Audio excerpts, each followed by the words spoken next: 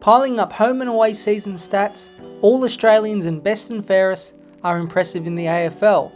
All these type of awards show a player's durability for a season, peak performance and consistency. But after round 24, the season hits the reset button.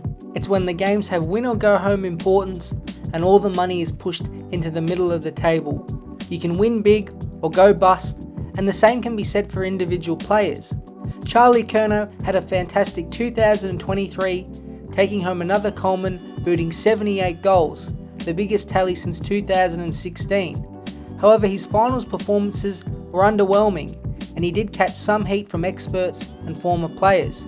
He kicked just one goal in each of Carlton's 3 finals and only reached 10 disposals in one of the 3 games, something he did in all but one of the home and away season matches.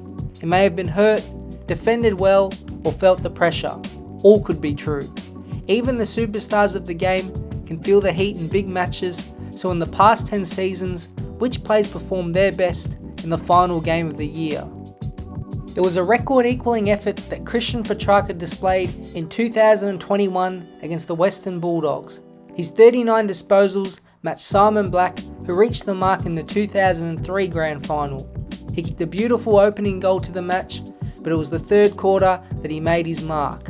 The big spree of goals from the centre bounce regularly featured Petrarca. His strength and speed was overpowering to an elite Dogs midfield.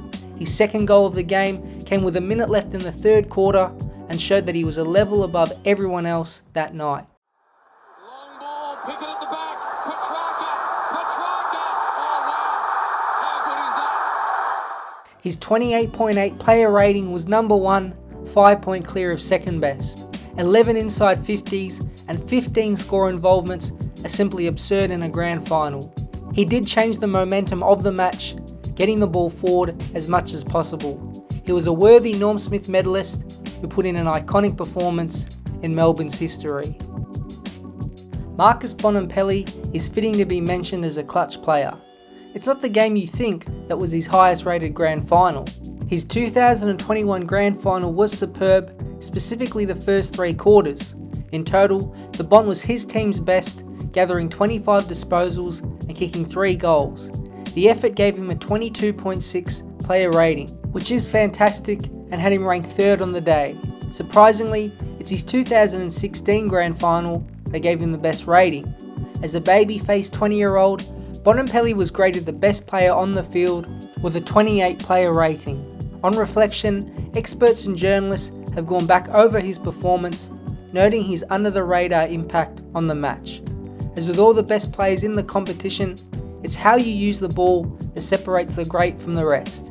He had 22 touches to finish the match, going at a ridiculous 90.9%. Some of these kicks are incredibly difficult, but look so smooth in Bontempelli's kicking action. Back in 2016, the era of the third man up was in its last season, and he took full advantage. Look at this critical stringer goal created from a little Bontempelli tap. I wonder if he can come back, McRae. Stringer! Oh yes, he's done it! The package! Might deliver a cup! His 2 direct goal assists, 5 score involvements, and 7 tackles add to what was a clean and precise performance in a game that early on was chaotic. The highest rated grand final in the past decade was in 2018. Even without any player rating stats, many have Luke Shuey's performance against Collingwood right up there with anyone else's in history. He proved to be a clutch player in his career, and it was only a season prior he kicked a walk-off goal against Port Adelaide at the Adelaide Oval in an elimination final.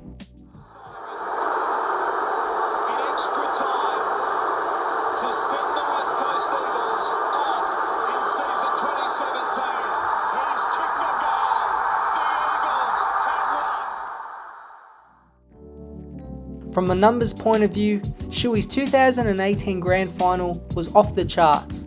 34 disposals was the most on the ground, but when you delve deeper, the true impact is seen.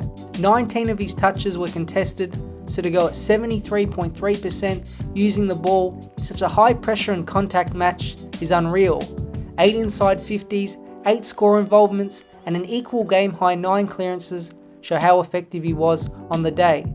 To top it off, He kicked a vital goal to get West Coast back within 12 points, and he was the Eagles player to swing the momentum away from Collingwood in the second quarter. He was one vote off receiving the maximum 12 for the Norm Smith, and it was a deserved award for a player who has been great when it matters most. If we have a look at this past season's grand final, the Norm Smith medalist Bobby Hill only finished the game as the 13th highest ranked player. Most would still have him as a deserving Norm Smith winner, and he did receive the maximum amount of votes. The display to acknowledge in hindsight is Jordan De Goey's. It's a similar type of performance to Bontempelli in 2016. It was all about the impact and timing of De Goey's effort that made it fantastic. It added up to a 22.3 player rating, which was the best, narrowly edging out Jack Crisp. 18 disposals is solid, but 94.4% efficiency was by far the best compared to any other midfielder on the field. Like most game-breaking players, his speed and power turned nothing plays into scoring possibilities for the Pies, releasing teammates in space or breaking the tackles himself. The numbers don't do him justice. In the end, these games come down to handling the pressure, which De Goey exactly did in two turning points in the game. His first goal came at the end of the first quarter, just as the Lions were beginning to take control. Big time player, Jordan De Goey. And it's going to be a big time moment. Jordy De Goey from downtown. Then the second goal, which brought the house down and was unbelievable to watch in real time. It put Collingwood in the lead that they would keep all the way to the finish. Trading ball inside 50, Myercheck in front. Dacos on the front and centre, got away handball. De Goey on the move, turns around, he's centred it, he's got it.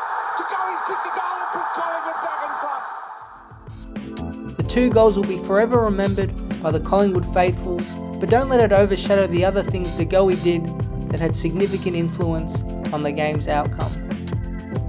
Last but certainly not least is Dustin Martin. 4 goals in the 2019 and 2020 grand finals broke those games apart, but his first grand final appearance back in 2017 was his highest rated. It's second only to Luke Shuey since 2013. On the day, some had Bachar Houli as best on ground. He did have 25 touches and an early goal that was set up by Dusty himself. As good as he was, look at Martin's game. 29 disposals against as good a ball-winning midfield there was at the time, with 22 of them being contested. Simon Black just pips him with his 25 contested touches, coming the same day he reached 39 disposals in 2003. Look at some of these pieces of play. It's unstoppable. Players are draped all over him, and it's his strength and nous that enables him to find a way to get out of trouble. He had an equal game-high 2 goal assists and was second in score involvements with 9. A classic one-on-one win set up his first goal, and a late snap put the cherry on top of a vintage finals Martin performance. Pressure creates diamonds, and there are plenty on this list. So if the Blues make it back to September, a big watch will be on Charlie Curnow. Can he bounce back from a below-par 2023 finals and kick a bag when his team needs him the most? He obviously isn't the only one who wouldn't have met their expectations, so all those players can do is get to work and hope to get an opportunity in the game with the most at stake.